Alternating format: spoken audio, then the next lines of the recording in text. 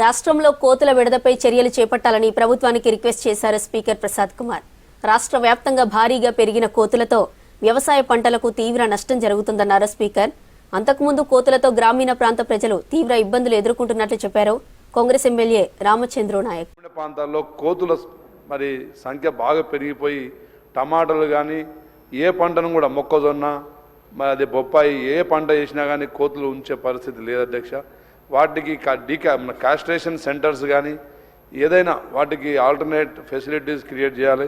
అదేవిధంగా పురపాలికల్లో శునకాలు బాగా పెరిగినాయి అధ్యక్ష. అవి రాత్రులు గుంపులుగా మనుషుల మీద దాడులు చేస్తూ ఉన్నాయి కాబట్టి వాటిని అరికట్టే కార్యక్రమం చేయాలని చెప్పేసి మీ ద్వారా కోరుతున్నా అధ్యక్ష. సభ్యులు రామచంద్ర నాయక్ గారు చెప్పినట్టు ఈ కోతుల విషయంలో ప్రభుత్వం చర్య తీసుకోవాలని నా తరఫు నుంచి కూడా ప్రభుత్వానికి నేను విజ్ఞప్తి చేస్తాను. రాష్ట్రంలో కోతుల బెడద చాలా ఉన్నది. అందులో మా వికారాబాద్ ప్రాంతంలో వ్యవసాయానికి చాలా అంతరాయం కలుగుతున్నది. రైతులు చాలా నష్టపోతున్నారు. దీని విషయంలో రాష్ట్ర ప్రభుత్వం చర్యలు